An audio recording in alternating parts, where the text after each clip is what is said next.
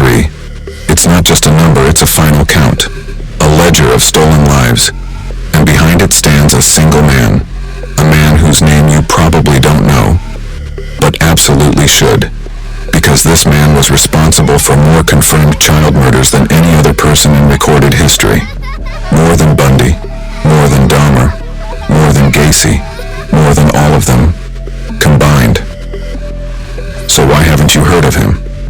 Why isn't his face a symbol of pure evil, recognized across the globe? The answer is simple, and terrifying. He was a ghost, a phantom who hunted in a country that was already haunted by chaos. To understand how a monster stays hidden, you must first understand the shadows he hunts in. And in the 1990s, all of Colombia was a shadow. It was a nation at war with itself. A place where headlines were dominated by names that echoed with violence and power. Pablo Escobar and the Medellin cartel, whose reign of terror turned city streets into war zones. The FARC rebels, waging a bloody guerrilla war from the depths of the jungle. And the paramilitaries, who answered brutality with even more brutality. Car bombs, kidnappings, assassinations. This was the loud, screaming horror that captured the world's attention. No one had the time or the resources to listen for the whispers. No one was looking for a different kind of monster. A quieter, more patient evil that was moving silently through the cracks of a fractured nation. This monster didn't target politicians or police officers. He didn't crave headlines or power. He hunted the forgotten, the invisible, the children that the chaos had already left behind. They were known as Los Desechables, the disposables, a cruel, heartbreaking term for the thousands of children living on the streets, displaced by the endless violence. Boys as young as 8 or 9, without homes, without families, shining shoes or selling candy just to survive another day. They were everywhere, and yet, they were nowhere. Society saw them, but didn't see them. They were a problem to be managed, a statistic in a sea of poverty. And when they started to vanish, one by one, no one noticed. Or perhaps, no one cared to notice. One of them was a 12-year-old boy named Juan Carlos Delgado. He was just one of the many who disappeared. A face that would have been lost to time, another forgotten casualty of a brutal era. But his story, and the stories of so many others like him, would eventually lead to a discovery that would shock even a nation accustomed to horror. The year is 1997. The city of Pereira, nestled in the heart of Colombia's coffee region. For months, a foul stench had been drifting from a desolate patch of land near a place called La Laguna del Chivo. Locals assumed the worst. Another paramilitary dumping ground. Another mass grave filled with the casualties of the country's endless war. When investigators finally arrived, what they found was far more disturbing. They began to unearth bodies, dozens of them. But these weren't soldiers or rebels. They were children, young boys, all buried in the same shallow graves, all showing the same signs of horrific abuse. The initial theory was a ritualistic killing, a cult, perhaps. But as more graves were discovered in the surrounding areas, a terrifying pattern began to emerge. The victims were all boys, mostly between the ages of 8 and 13. They were all from poor, rural backgrounds, and they had all been subjected to the same methodical, sadistic torture before being murdered. This wasn't a single act of violence.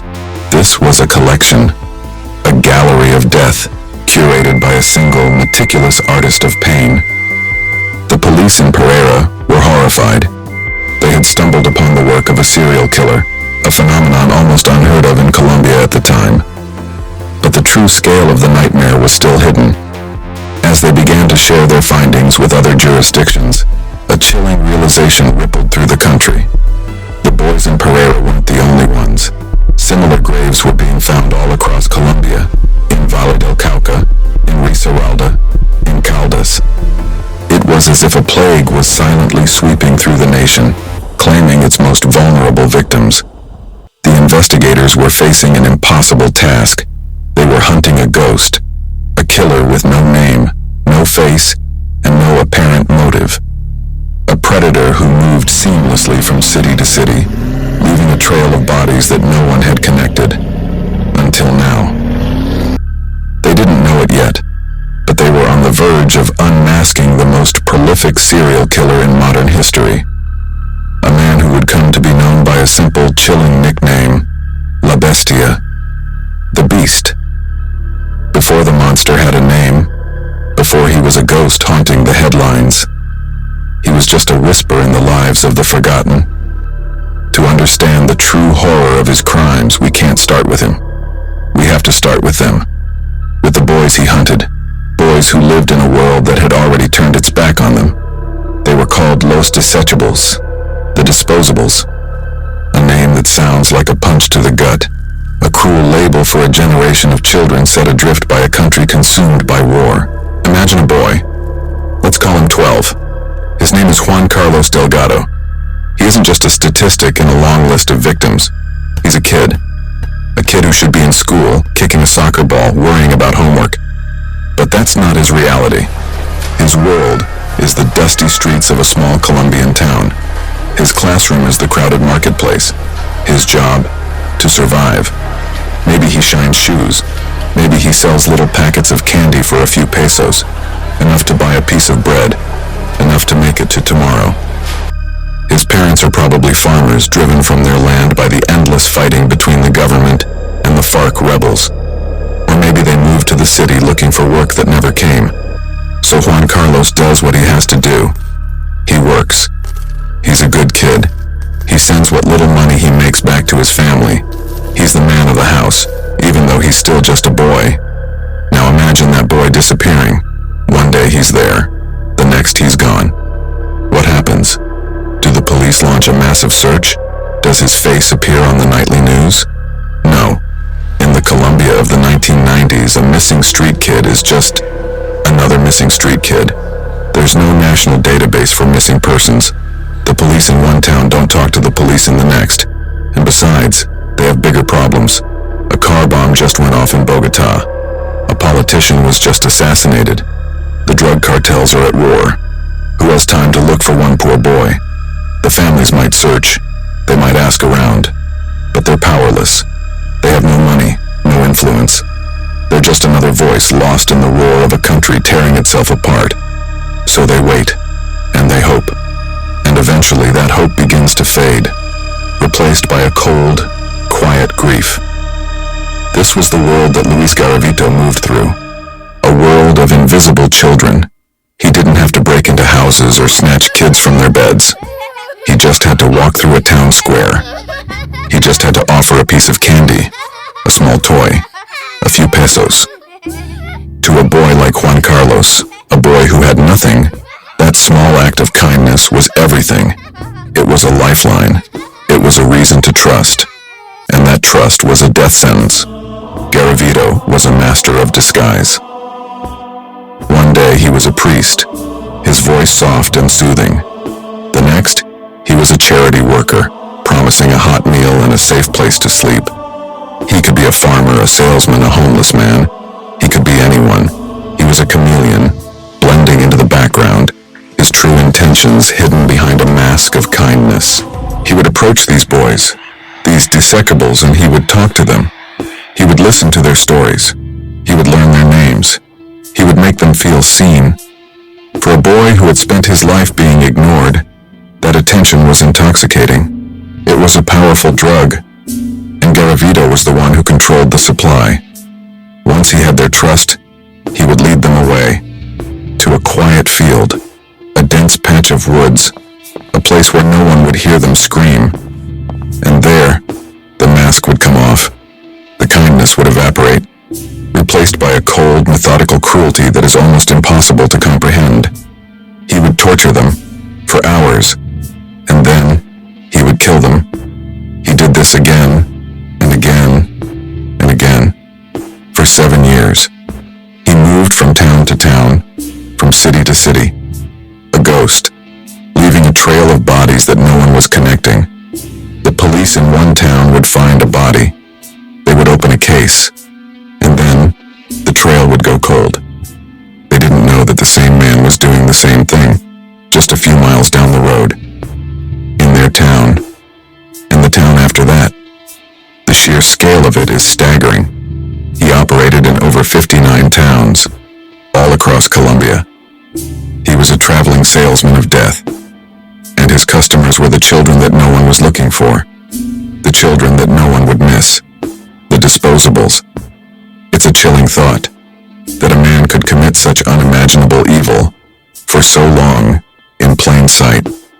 But that was the genius of his crime. He didn't need to hide in the shadows. He was already there, hidden by the chaos of a nation at war, hidden by the poverty that made his victims so vulnerable, hidden by the indifference of a world that had already decided that these children were not worth saving. But they were not disposable.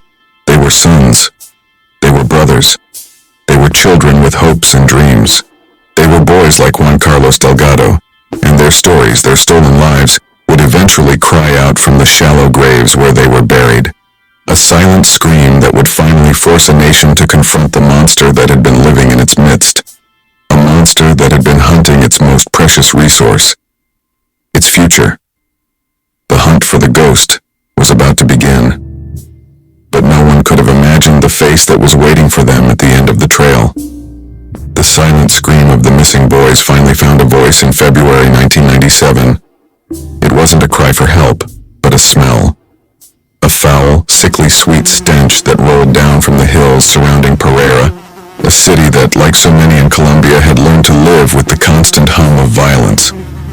The locals who first reported it to the police had a pretty good idea of what it was. In a country where people disappeared with terrifying regularity, the smell of death was a familiar one. They pointed the investigators to a desolate patch of land, a place of overgrown weeds and discarded trash, known as La Laguna del Chivo, the Goat's Lagoon. The police expected to find what they always found, another mass grave, a dumping ground for the local paramilitaries, or a final resting place for the victims of a drug deal gone wrong. They arrived with shovels and heavy hearts, ready to unearth the grim reality of another day in a nation at war. They started digging, and they found bodies. But something was wrong. Something was different. These weren't the bodies of grown men. They were small, too small. They were the bodies of children. One grave led to another, and another. The numbers began to climb. 10, 20, 30. A field of nightmares, planted with the stolen futures of dozens of young boys. The investigators were stunned. This wasn't a political hit. This wasn't a drug war massacre. This was something else entirely. Something colder, more personal. The initial theories flew thick and fast. It had to be a cult, some kind of twisted satanic ritual. It was the only explanation that made any sense. The only way to process the sheer, unimaginable horror of what they were seeing. But as the forensic teams began their grim work, a chilling pattern began to emerge. The victims were all boys, most of them between the ages of 8 and 13. They were all from poor, rural backgrounds, and they had all been killed in the same methodical way. Their bodies showed signs of prolonged, sadistic torture. They had been bound, raped, and then their throats had been slit. This wasn't a ritual. This was a signature. A calling card, left by a killer who was not just murdering these children, but taking his time. A predator who was enjoying his work. The investigators in Pereira were facing a new kind of evil. A serial killer. A phenomenon that, until then, had been something they only saw in American movies. It wasn't supposed to happen here, not in Colombia. But the true heart-stopping terror was yet to come. As the news of the discovery in Pereira began to spread, a strange thing started to happen. Police departments in other towns, other cities, began to call in. They had similar cases. Unsolved murders of young boys found in shallow graves with the same horrifying injuries. The police in Valle del Cauca had a few. The police in Risaralda had more. The police in Caldas had a whole string of them. Suddenly the map began to light up. A constellation of death stretching across the entire country. The investigators in Pereira had not stumbled upon the work of a local killer. They had pulled back the curtain on a nationwide epidemic of murder. A silent plague that had been sweeping through Colombia for years. completely undetected. Imagine the scene in that police station. The maps spread out on the table. The pins, each one representing a dead child, multiplying with every phone call. The dawning, sickening realization that all of these scattered, seemingly unrelated cases were connected. They were all the work of one man, a single, methodical predator who was moving through the country like a ghost, leaving a trail of bodies in his wake. He was a phantom, a killer with no name, no face, and no apparent motive. He was hunting the most vulnerable members of society in the one country in the world that was too busy to notice.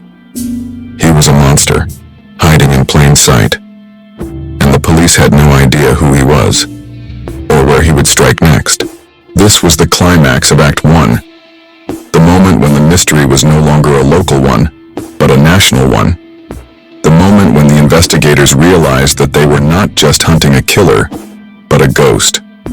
A ghost who had been preying on the children of Colombia for years, completely unopposed. The hunt was on, but the ghost was always one step ahead, and the body count was still rising. The ghost had a hunting ground the size of a country, and the police had nothing. No name, no face, no evidence. Just a growing list of dead children. The task of catching this phantom fell to a small group of investigators, men who were about to be pushed to their absolute limits. One of those men was Aldemar Duran, a detective with the Risaralda police. He wasn't a celebrity cop with a fancy forensic lab. He was a boots-on-the-ground investigator, working in a system that was fundamentally broken. Imagine trying to catch a killer who is always on the move, in a country with no national database for missing persons. Imagine the police in one town, having no way to share information with the police in the next. Imagine a time before the internet, before cell phones, when a piece of paper sent by mail was the fastest way to get a message from one jurisdiction to another. This was the world that Aldemar Duran was working in. He was fighting a 21st century monster with 20th century tools. Duran and his team were chasing a ghost, a killer who left behind a trail of bodies but no clues, no fingerprints, no DNA, nothing to tie him to the crimes. He was a phantom, moving through the country like a virus, infecting one town after another, and then disappearing before anyone even knew he was there. The investigators were playing a game of catch-up, and they were losing, badly. They would get a report of a new body. They would rush to the scene, and they would find the same horrifying signature. A young boy, tortured, raped, murdered. The killer was taunting them. He was showing them what he could do, and he was getting bolder. The body count was rising, and the pressure on Duran and his team was immense. The public was terrified. The media was in a frenzy, and the ghost was still out there. But Duran was a bulldog. He was a relentless investigator who refused to give up. He and his team began to build a profile of the killer. They knew he was smart. They knew he was charming. They knew he was a master of disguise. And they knew he was targeting the most vulnerable members of society, the children that no one was looking for. They began to connect the dots. They began to see the pattern. The killer was moving along the major highways, from one town to the next. He was preying on the children who lived in the poorest neighborhoods, the ones who were most likely to trust a kind stranger with a promise of a hot meal or a few pesos. He was a wolf in sheep's clothing, and he was hunting in a field of lambs. Duran and his team were getting closer. They could feel it. But they were still missing one crucial piece of the puzzle. They had a profile. They had a pattern. But they didn't have a name. They were hunting a ghost, and they had no idea what he looked like. Then, they got a break. A lucky break. The kind of break that can make or break a case. A witness, a survivor, a boy who had managed to escape the killer's grasp. He had a story to tell, a story that would finally give the ghost a face. The boy told the police about a man who had approached him in a town square. A man with a kind smile and a soft voice. A man who had offered him a piece of candy. And then, he had led him away. To a quiet field. A place where no one would hear him scream. But the boy had been lucky. He had managed to fight back. He had managed to escape. And he had gotten a good look at the killer's face. He gave the police a description that would finally give the ghost a name. The police had a face, they had a name, and they had a location. The boy had told them where the man had taken him. A small, remote village in the mountains. A place where the killer thought he was safe. A place where he thought no one would ever find him. Duran and his team moved in. They surrounded the village. They closed in on the house. And they got him. They got the ghost. The man who had been terrorizing Colombia for 7 years. The man who had murdered over 100 children. They finally had him. His name was Luis Alfredo Garavito. And he was about to confess to a crime so vast, so horrifying, that it would shock a nation that thought it had seen it all. The ghost was about to be unmasked, and the world was about to learn the true meaning of the word, monster. When the police finally captured Luis Alfredo Garavito, they weren't met with a cackling movie villain or a snarling monster. The man they put in handcuffs was ordinary. He was small, unassuming. He had a limp and wore thick glasses that made his eyes look bigger. He could have been a shopkeeper, a librarian, a quiet neighbor you'd barely notice, and that was the secret to his evil, his terrifying soul-crushing normality. So who was this man? Where did this ghost, this beast, come from? To answer that, we have to go back to the beginning. To understand the monster, we have to understand the man, and we must be clear, this is not an excuse. It is not a plea for sympathy. It is an explanation. It is an autopsy of a soul, a clinical examination of how a human being becomes a predator. Luis Alfredo Garavito Cubillos was born on January 25, 1957 in Geneva, a small town in the Quindío department of Colombia. He was the eldest of 7 children, born into a world of poverty and violence. His father was a brutal, abusive man who ruled the household with an iron fist and a hot temper. From his earliest days, Garavito learned that the world was a cold, cruel place. He learned that the strong prey on the weak, and he learned that pain was a language that everyone understood. The abuse was relentless, physical, emotional, sexual. It came from his father. It came from neighbors. It came from the very people who were supposed to protect him. His childhood was not a time of innocence, but a training ground. A brutal, unforgiving education in the mechanics of cruelty. He learned how to manipulate. He learned how to lie. He learned how to wear a mask of quiet obedience that hid the raging storm within. He was a smart kid, intelligent, articulate. But his education was sporadic. He drifted from school to school, never staying in one place for long. He was a wanderer, a drifter, a man with no roots and no connections. He worked odd jobs, a street vendor, a factory worker, a security guard. He was always on the move, always one step ahead of the ghosts of his past. But the ghosts were always there. They were in his head. They were in his heart. They were in the dark, twisted fantasies that began to consume him. Fantasies of power, of control, of a world where he was no longer the victim, but the predator. A world where he was the one who held the whip. He began to drink, heavily. Alcohol became his fuel, the lubricant for his descent into madness. It quieted the voices in his head. It numbed the pain of his past. And it unleashed the monster that had been lurking in the shadows of his soul. He started small. Petty crimes, theft, fraud. But it wasn't enough. It didn't satisfy the hunger, the deep, gnawing emptiness that had taken root in his heart. He needed more. He needed to feel powerful. He needed to feel in control. And so he began to hunt. He started in the early 1990s. The exact date is unknown. He was in his mid-30s, a man who had spent his entire life being invisible, and he chose his victims from the same invisible world, the world of the dissecables, the forgotten children of Colombia. He was a master of deception. He knew how to talk to them. He knew how to gain their trust. He knew what they wanted: a kind word, a piece of candy, a promise of a better life. He was a wolf in sheep's clothing, and the children, they were his flock. He would lure them away to a quiet field, a secluded forest, a place where no one could hear them scream.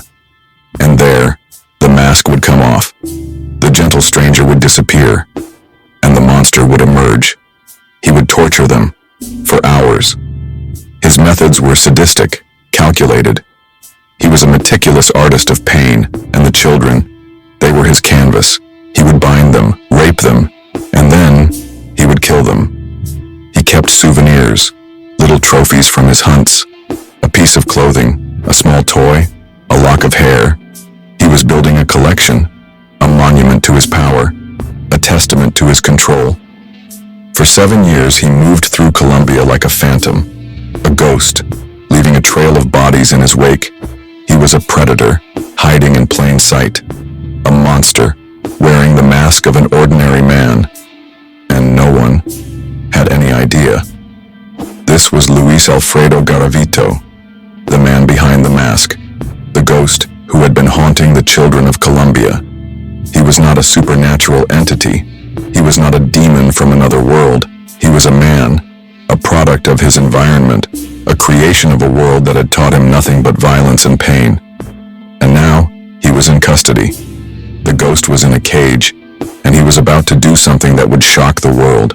He was about to confess. He was about to lead the police on a tour of his own personal hell. A tour of the graves he had dug, a tour of the lives he had stolen. The unmasking of the beast was complete. But the true horror was just beginning. With Luis Garavito in a cage, the question that hung heavy in the air was, why? Why would a man do this? What could possibly drive a human being to commit such unspeakable acts of cruelty? The investigators needed to understand his motive, not to excuse it, not to forgive it, but to comprehend the darkness they were facing. And the answer was as simple as it was horrifying. Garavito's motive was rooted in sexual sadism and the absolute domination of his victims. He was a man who derived pleasure from pain, not his own pain, but the pain of others. His gratification came from their terror, their suffering, and their ultimate destruction. He was a predator who fed on the fear of children. But a motive is just a thought, an impulse, a dark desire. To turn that desire into a reality, you need a method, a plan, a way to make the nightmare in your head a reality in the world. And Garavito, he was a master of methodology. He was a cold, calculating architect of death. His process was a chilling blend of deception and manipulation. He was a chameleon, a shapeshifter, a man with 1,000 faces. He knew that to hunt in the world of the poor and the forgotten, he had to become one of them. He had to be a figure of trust in a world where trust was a rare and precious commodity. So he became a priest, a man of God, with a gentle voice and a kind smile. He would walk through the dusty streets of a small town, his black robes a symbol of hope and salvation. He would offer blessings. He would hand out small religious icons.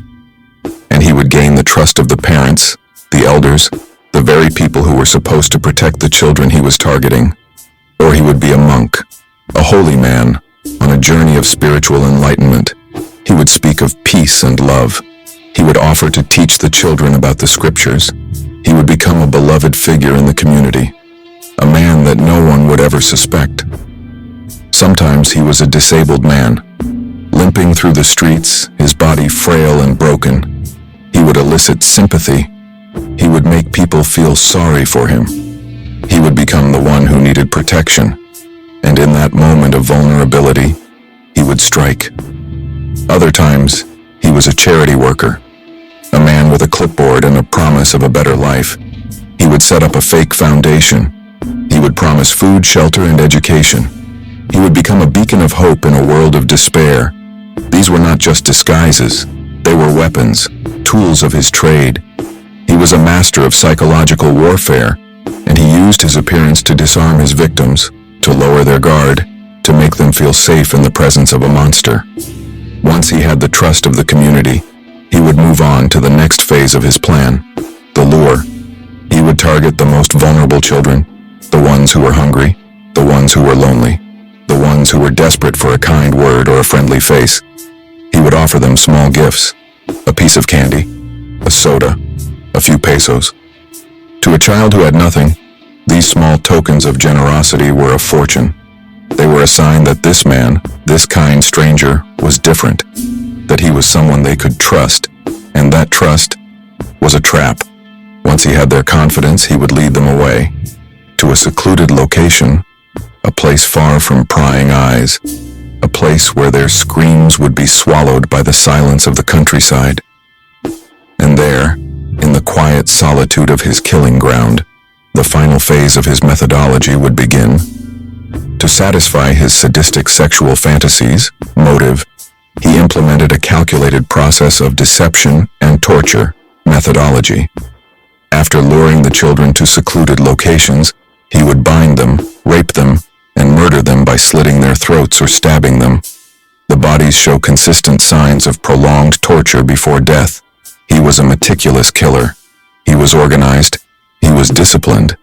He was a man who had turned murder into a routine, a dark, twisted ritual that he would repeat again and again for 7 long years. This was the how, the cold, brutal mechanics of his evil. It was a methodology born of a twisted mind, a dark heart, and a lifetime of pain and abuse. It was a system of death that he had perfected, a system that had allowed him to become the most prolific serial killer in modern history. And now, he was in the hands of the police. The architect of death was in a cage, and he was about to give the investigators a guided tour of his masterpiece, a tour of the graves he had dug, a tour of the lives he had stolen. The unmasking of the beast was complete, but the true, horrifying scale of his crimes was about to be revealed. For 7 long years, Luis Garavito moved through Colombia like a phantom, a ghost in the machine of a nation's chaos. But in the end, it wasn't a brilliant piece of detective work or a high-tech forensic breakthrough that brought him down. It was the oldest story in the world. It was a monster getting careless. It was a victim who fought back. The date was April 22, 1999. The place, the city of Villavicencio. Garavito was up to his old tricks. He had targeted another boy, another vulnerable child from the streets. He had used his practiced charm, his mask of kindness, to lure the boy away. He took him to a secluded spot, a place where he thought they were alone, a place where he thought he was in control. But he was wrong. This boy, whose name has been kept private to protect his identity, was not like the others. He had a spark of defiance, a will to survive that Garavito had not anticipated. When the mask came off, when the kind stranger turned into a monster, the boy didn't freeze. He fought, he kicked, he screamed. He did whatever he could to stay alive. The struggle was brief, but violent. The boy managed to break free and run. He ran for his life, his heart pounding in his chest, the monster's footsteps echoing behind him. He didn't stop until he reached the safety of a police station. He was terrified. He was traumatized, but he was alive, and he had a story to tell. The police listened, their blood running cold. They knew this story. They had heard it before, in the whispers of unsolved cases, in the silent screams of the dead. But this time, it was different. This time, they had a survivor, a witness, a boy who could give them a face. And he did. He gave them a detailed description of the man who had attacked him, a man with a limp, a man with thick glasses, a man with a soft voice and cold, dead eyes. The police knew who they were looking for. They had a profile. They had a pattern. And now, they had a face. They launched a manhunt, a citywide search for the man who had been preying on the children of Villavicencio. It didn't take long. They found him in a local market trying to blend in with the crowd. He didn't resist. He didn't fight. He just gave up. The ghost was finally in a cage. But here's the twist. The police didn't know who they had. They arrested him for the attempted rape of the boy who had escaped. They had no idea that the quiet, unassuming man in their custody was the most prolific serial killer in modern history. They thought they had caught a common predator. They had no idea they had caught the beast. It was during the search of his belongings that the first clues began to emerge. They found his notebooks. Small, worn-out journals filled with page after page of his cramped, meticulous handwriting. They were his diaries, his ledgers of death. The notebooks contained the names of his victims, their ages, their descriptions. He had drawn pictures of them. He had written down the dates and locations of their murders. He had even recorded the weather on the day he had killed them. It was a chilling, obsessive record of his crimes, a monument to his evil. The police were stunned. They had stumbled upon a confession, a detailed step-by-step account of a killing spree that had stretched across the entire country. The numbers were staggering. Dozens of names, dozens of towns, dozens of dead children. They confronted Garavito with the notebooks, and the mask finally came off for good. He didn't deny it. He didn't try to lie. He just confessed, calmly, matter-of-factly, as if he were describing a trip to the grocery store. He told them everything. He told them about the disguises. He told them about the lures. He told them about the torture. He told them about the murders. He spoke without emotion, without remorse, without a flicker of humanity in his eyes. And then, he did something that would haunt the investigators for the rest of their lives. He offered to help them. He offered to lead them to the graves of the children he had killed. And so began a grim, surreal road trip through the heart of Colombia. Garavito, the killer, became the tour guide. He sat in the back of a police car, calmly pointing out the locations of his crimes. "Turn here," he would say. "It's just over that hill." He led them to field after field, forest after forest. He showed them where he had buried the bodies, the shallow graves hidden in the quiet solitude of the countryside. He remembered every detail, every location, every victim. The investigators dug, and they found them, the bodies of the missing boys, the children that no one had been looking for, the victims of a ghost who had finally been unmasked. The scene was repeated, again and again, all across the country. Garavito, the killer, leading the police to the graves of his victims, a grim procession of death, a tour of a man's own, personal hell. The true horrifying scale of his crimes was finally revealed. It wasn't just dozens of victims, it was over 138 confirmed murders, a number that would eventually climb to 193, a number that still doesn't feel real. The ghost was unmasked, the beast was in a cage, and a stunned, horrified nation was finally forced to confront the monster that had been living in its midst. The hunt was over, but the nightmare was just beginning. The ghost was unmasked. The beast was in a cage. The hunt was over. You'd think the story ends here, right? You'd think this is the part where justice is served, where the scales are balanced and a grieving nation can finally begin to heal. You would expect the man who murdered nearly 200 children to be locked away forever, to be erased from the world, a dark footnote in history. But you'd be wrong. Because the most shocking chapter of this story wasn't written in the secluded fields where Garavito buried his victims. It was written in a courtroom, under the cold, fluorescent lights of a justice system that was about to fail on an epic scale. The trial of Luis Alfredo Garavito should have been a slam dunk. The evidence was overwhelming. They had the bodies. They had the forensic evidence. They had his detailed, obsessive notebooks, a ledger of death written in his own hand, and most importantly, they had his confession, a chilling, matter-of-fact account of his 7-year reign of terror. He didn't just admit to the crimes. He seemed to revel in the telling, guiding investigators through his labyrinth of horror with an unnerving calm. In any other country, a case like this would have had only one possible outcome: life in prison without the possibility of parole. A sentence that would ensure this monster would never again see the light of day. But this was Colombia, a nation whose legal system had been forged in the fires of a different kind of war. And buried deep within the pages of the 1991 Colombian Constitution was a single devastating sentence. A legal landmine that was about to explode, shattering any hope for true justice. The Constitution, in an effort to move away from the brutal authoritarian regimes of the past, had abolished life imprisonment. It had set a maximum penalty for any crime, no matter how heinous, and that maximum was 40 years. Let that sink in. 40 years. For the murder of 193 children.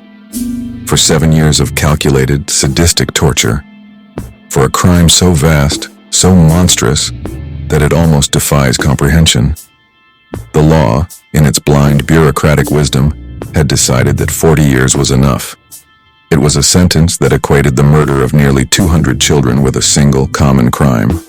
It was a slap in the face to the families of the victims. A cruel, insulting joke. But then, it got worse. The prosecutors, faced with this absurd legal limitation, decided to offer Garavito a deal. If he cooperated with the investigation, if he continued to lead them to the graves of his victims, they would reduce his sentence. Think about the bitter, twisted irony of that. The very act of revealing the full, horrifying scope of his crimes was used as a bargaining chip to lessen his punishment. The more children he confessed to murdering, the less time he would serve. And Garavito, the master manipulator, the chameleon, played his part perfectly. He was the model prisoner, the helpful witness. He led them to grave after grave, his memory a perfect, chilling map of his own personal hell. And for his cooperation, for the good behavior of a man who had tortured and murdered nearly 200 children, his sentence was reduced from 40 years to 22. 22 years. For the most prolific serial killer in modern history, it wasn't a sentence, it was an insult.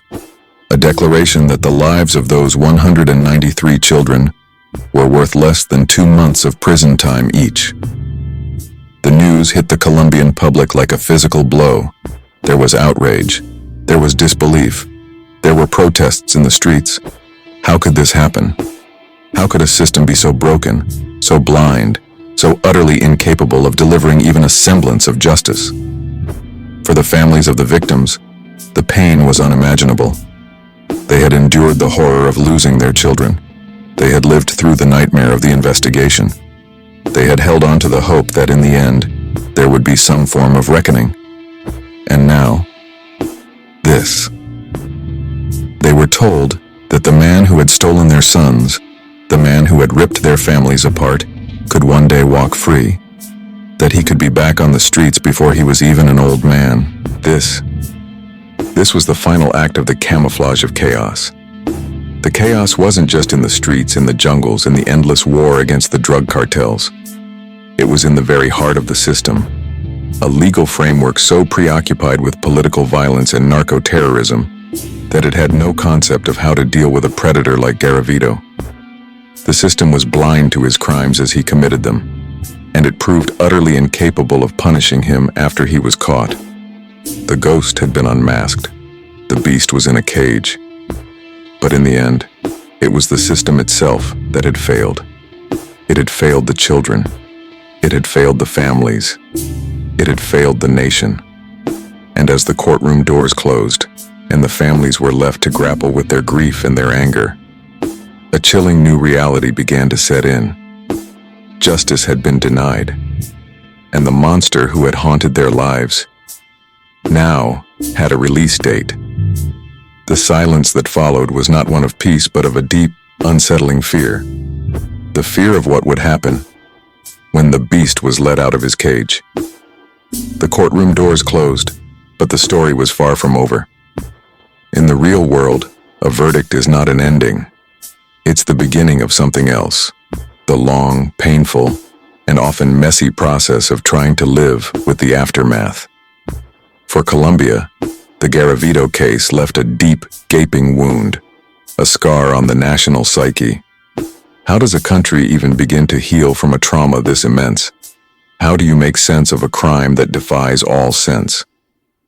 The first step was to remember, to honor the victims who had been invisible for so long. In Pereira, where the first mass grave was discovered, a memorial was built. A quiet, somber place of reflection. A tribute to the stolen lives.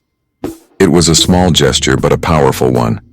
It was a declaration that these children were not disposable, that their lives mattered, that they would not be forgotten.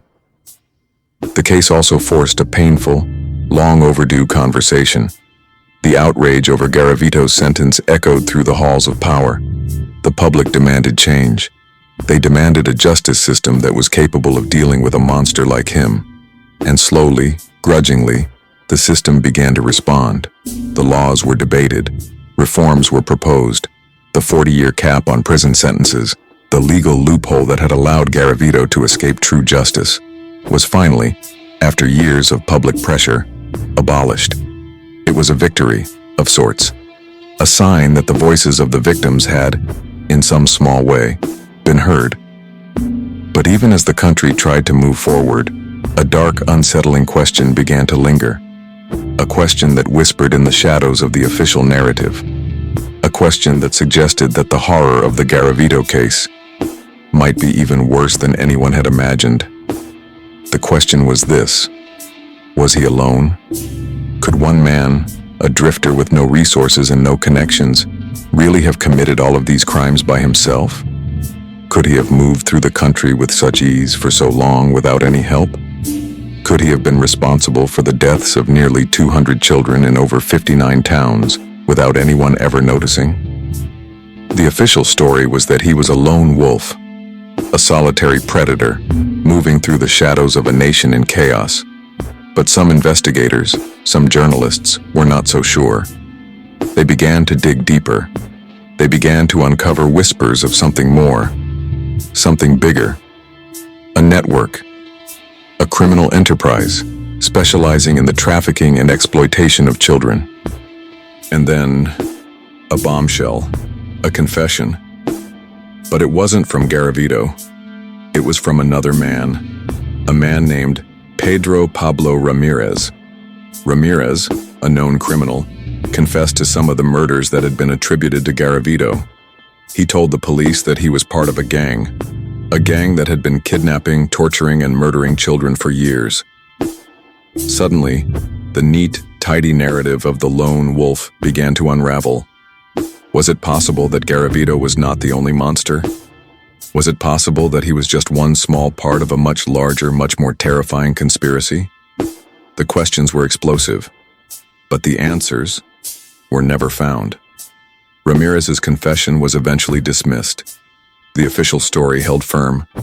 Garavito was the one and only killer, the lone wolf, the solitary monster. But the doubts remained. The whispers never went away. The accomplice theory became another ghost in a story already haunted by so many. Another unanswered question, another loose end in a case that was supposed to be closed. And then, on October 12, 2023, the final chapter of Luis Garavito's life came to a quiet, anticlimactic end. He died in a prison hospital at the age of 66. Not at the hands of a vengeful inmate, not by an executioner's needle, but from cancer, a disease that slowly, methodically, consumed him from the inside out. A quiet, unremarkable death for a man who had caused so much loud, screaming pain. His death was the end of a life, but it was not the end of the story, because with his final breath, he took his secrets with him. He took the answers to the unanswered questions. He took the truth about whether he was alone. He took the names of any other monsters who might still be out there, lurking in the shadows. The beast was dead, but the silence he left behind was not one of peace. It was a silence filled with doubt, a silence filled with the chilling possibility that the full, horrifying truth of his crimes may now never be known. He had slipped away, one last time, a ghost, disappearing into the one shadow from which no one ever returns. So now we come back to the beginning, to the question that has been hanging in the air since the very first frame. The The question that gives this story its name. Why haven't you heard of Luis Garavito? Why isn't his name a household word, a synonym for evil, a cautionary tale whispered to children at night? He was, by every measurable standard, the most prolific serial killer of our time. And yet he remains a ghost, a phantom in the annals of true crime. The answer is because his story is deeply, profoundly uncomfortable. It's a story that doesn't fit neatly into a true crime box. It's a story that doesn't give us the satisfaction of a brilliant detective outwitting a cunning killer. It's a story that doesn't allow us to sleep soundly at night, secure in the knowledge that the monster was a singular, once-in-a-generation anomaly. Because the story of Luis Garavito is not just the story of a lone monster. It's the story of the world that created him.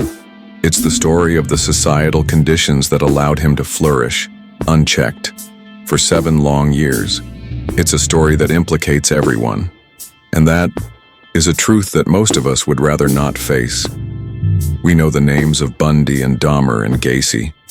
Their stories have been told and retold in countless books and movies and documentaries. They have become archetypes. The charming killer, the quiet neighbor, the monster hiding in plain sight. Their stories are terrifying, but they are also contained. They are stories about individual evil, about a flaw in the human code, about a monster who was caught and punished. But Garavito's story is different. It's bigger, messier, more complicated.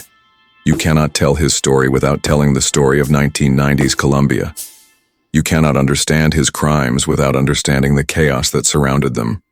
The narco wars, the political instability, the systemic breakdown of a nation at war with itself. This chaos was not just a backdrop to his crimes. It was an active ingredient. It was the petri dish in which his evil was allowed to grow and spread and fester. It was the perfect camouflage, a smokescreen of violence and terror that allowed him to move through the country like a ghost. His own private war against the children of Colombia, completely invisible to a world that was looking the other way. And that is the most uncomfortable truth of all. The reason you have never heard of Luis Garavito is the same reason that he was so successful. It's because his victims were invisible. They were the dissecables, the disposables, the children of the poor, the displaced, the forgotten. They were the casualties of a nation's distraction and a world's indifference. A world that was focused on the loud, explosive headlines of the drug war couldn't hear the silent screams of a boy being led away from a marketplace. A society that was grappling with the daily threat of car bombs and assassinations couldn't see the quiet, patient predator who was hunting in its midst. Garavito was not a brilliant mastermind. He was a creature of opportunity. And the chaos of Colombia gave him endless opportunities. It gave him a steady supply of vulnerable victims. It gave him a broken, disjointed law enforcement system that was incapable of connecting the dots. And it gave him a public and a world that was too preoccupied with its own problems to notice the disappearance of a few poor street children. That is why his story has been left in the shadows. Because to tell it, we have to admit that he was not the only monster. We have to admit that his evil was not created in a vacuum. We have to admit that he was a product of a world that failed to protect its most vulnerable. A world that, in its indifference, became his silent, unwitting accomplice. And that is a truth that is far more terrifying than any story about a lone, charismatic killer. It's a truth that forces us to look in the mirror, to ask ourselves who the invisible people are in our own societies, to wonder what monsters are lurking in the shadows of our own comfortable lives. The beast is dead, but the chaos that camouflaged him, the indifference that rendered his victims invisible, those shadows remain. The most terrifying question isn't how one man could commit such evil, but how the world could so easily fail to notice.